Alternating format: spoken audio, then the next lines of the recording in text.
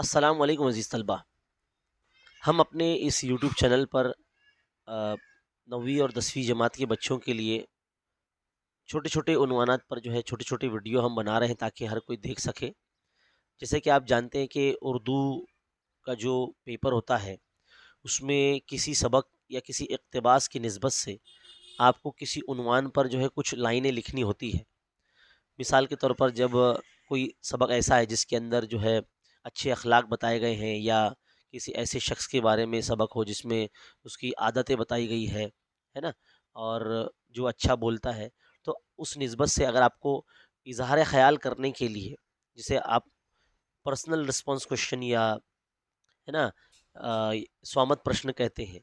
بالکل اسی انداز میں اردو میں بھی جو ہے نا آپ کو پوچھا جاتا ہے کہ اظہار خیال کیجیے مختلف عنوان پر، جیسے کہ زبان اور زبان درازی، یا پھر تعلیم و تربیت اور فکر، ہے نا، شعور اور فیشن، فحاش اور مسلمان،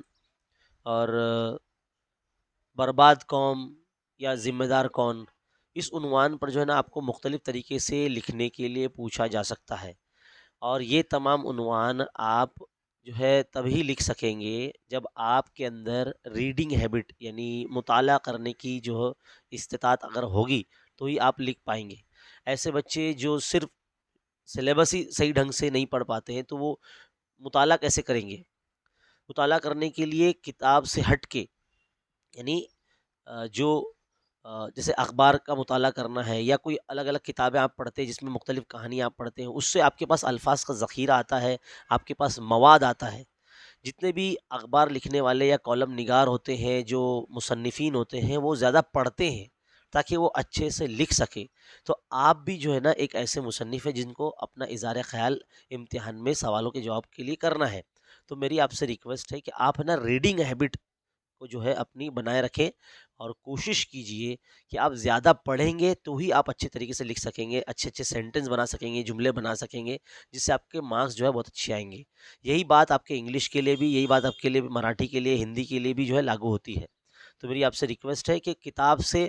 ہٹ کے بھی جو ہے چیزیں آپ پڑھا کریں، جیسے اخبار پڑھنا، کوئی کہانی کتاب ہے، یا کوئی اقدار کی تعلیم وغیرہ، یا کوئی دینی جو ہے کتاب ہے آپ پڑھ سکتے ہیں، تو آپ اس کو پڑھیے۔ آپ کو روزانہ ٹائم نکالیے، جب تک آپ کے ایگزام آتے ہیں تب تک ہے نا آپ ان سب چیزوں کو پڑھ کر جو ہے نا آپ کے پاس بہت اچھا مواد آپ کے پاس آ جائے گا، اور یاد رکھیے آپ کی محنت کبھی رائے گا نہیں جائے گی۔ تو میری بات پہ عمل کیجیے، انشاءاللہ اس کا فائدہ آپ کو تمام لینگویجز میں ہوگا۔ بہت بہت شکریہ۔ ویڈیو کو لائک کیجیے، شیئر کیجیے، چینل کو سبسکرائب کیجیے۔ Thank you.